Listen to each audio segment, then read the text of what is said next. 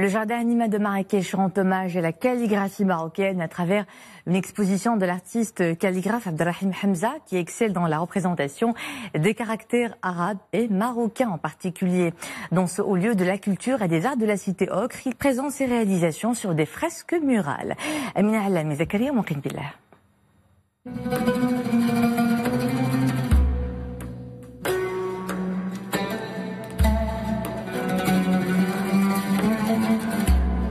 C'est une œuvre artistique aussi originale qu'insolite. Des calligraphies, peintures, des fresques murales. Dans ce jardin enchanteur, l'artiste Abdelrahim Hamza expose ses dernières réalisations. Avec finesse et élégance, il réussit à mêler le graffiti et la calligraphie.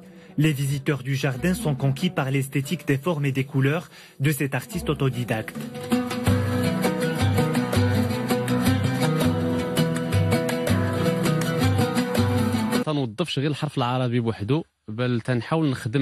La lettre arabe n'est pas seulement un motif que j'utilise dans mes œuvres. J'essaie aussi de montrer son côté dynamique.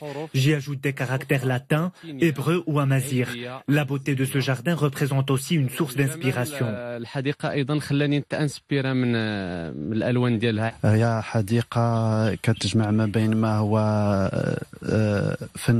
Dans ce jardin, il y a de la botanique et des œuvres d'art. À chaque fois, André Heller, l'initiateur du jardin Anima, apporte des modifications à ce projet.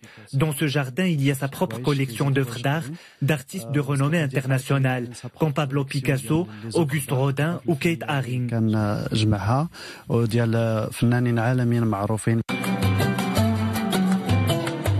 Pour Abdelrahim Hamza, la calligraphie est un moyen d'expérimenter d'autres formes d'expression artistique. Dans ses œuvres, il s'essaie aussi au graphisme. Le jardin Anima lui offre l'opportunité de dévoiler son talent de calligraphe et de faire connaître ses travaux.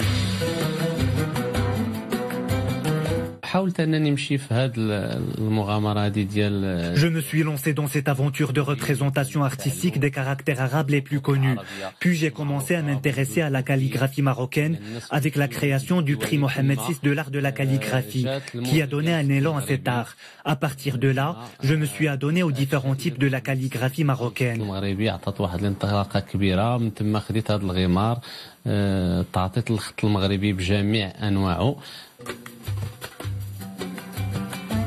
La relation entre Abdelrahim Hamza et la calligraphie date de longtemps. Dans son atelier, il tente d'innover pour représenter les lettres sous un aspect esthétique. Son œuvre syncrétique s'impose comme un pont entre poésie et art plastique.